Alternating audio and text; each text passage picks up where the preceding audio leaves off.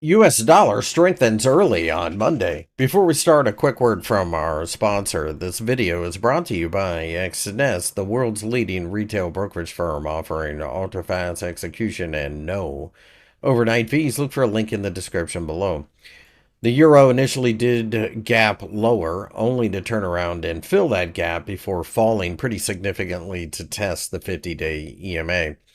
This does make a certain amount of sense considering that the United States and China supposedly are getting closer to a trade deal and have agreed to cut back tariffs a bit over the course of the next couple of months while they sort things out. This had people running back to the dollar, as a lot of what we had seen had been uh, people running away from the United States and repatriating dollars into the local currency.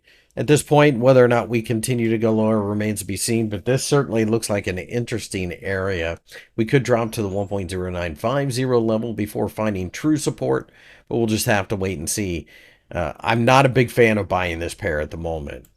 The US dollar has skyrocketed against the Japanese yen, although it does seem to be finding a little bit of trouble around the 148 yen level. But nonetheless, remember, people get paid to hold this currency pair.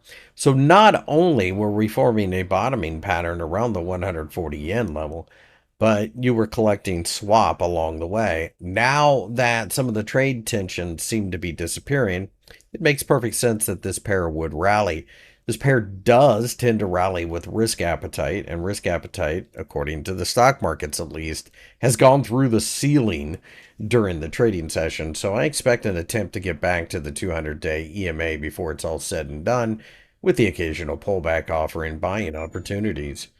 The US dollar has strengthened against the Australian dollar a bit as the Aussie initially tried to rally in celebration of perhaps Chinese growth due to the trade deal, only to turn around and fall as the US dollar has strengthened against almost everything. At this point, I'm watching the 0.6350 level because if we break significantly below there, we are going much lower. On the other hand, if we turn around and take out the 0.65 level to the upside on a daily close, then I think the Aussie has a chance of going all the way to 0.67, followed by 0.69. Remember, though, the Australian dollar is highly levered to China, so we'll have to see how that plays out. My name's Chris. I work for FXEmpire. If you enjoyed the video, give me a thumbs up and subscribe to the channel for more analysis.